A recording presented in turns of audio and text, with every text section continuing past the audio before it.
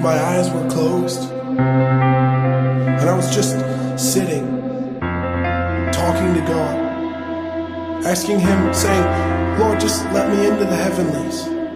Let me into the divine place. I just want to come near where you are and just be near you. And He said, reminding me where I stand, He said, behold, I stand at the door and knock. If you hear my voice, all you have to do is open up and let me come to where you are. And then all at once I was swept up, out of the church, out of the seat, out of my body. It felt like every worry, every frustration, every weight that had been on my shoulders was lifted off. Like I had just broken through the constraints of the physical world and entered into true freedom for the first time in my life. This place was brighter than anything I had seen before. It was like standing on a star. It was more real than I could ever explain. And although I'd never been to this place before, I knew I was home. There was white light all around me, and it took my eyes a minute to get adjusted, but as I finally began to see clearly, I saw one man standing in front of me. It was my Jesus, my Savior, my hero, my King. The one whose sacrifice had made it possible for me to even come to this place. But he had scars. He had deep scars all over his face and neck from where his flesh had been torn and shredded by the crown of thorns and the whip that had struck him for my sake. He had scars on his hands, deep wounds from where the nails had torn through him. He said, I'm so glad you're here. Finally, I've prepared a place for you. Come, let me show you. And he held out his hand for me to take hold of it and follow him. Just as my hand touched his, I gently ran my finger across the hole in his palm. And he paused.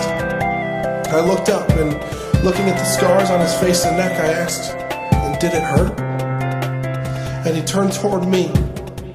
He smiled knowingly and looked me up and down. And he looked all around at the place we were standing, seeming to just want to just take it all in. And he said, sincerely, it was worth it. It was worth it. He said, it was worth it.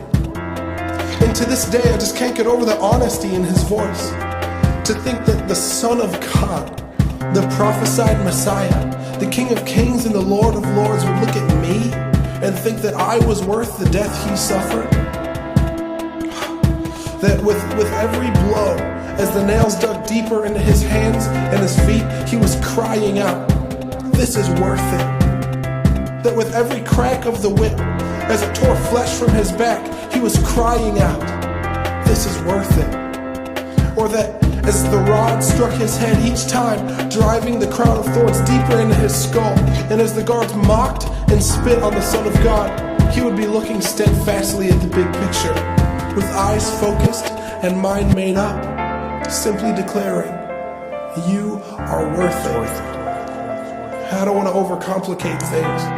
I think we can tend to add so much to the simple truth of Christ's heart that we lose who he really is. I also think that we take this simple truth lightly because it seems cliche or like it's too good or too simple to be true.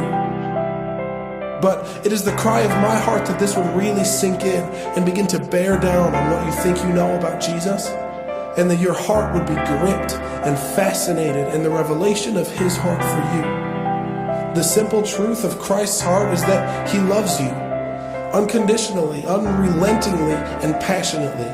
And that when he looks at you and remembers the blinding pain, the public humiliation, and the torturous death he suffered, he cannot help but cry out, you are worth it.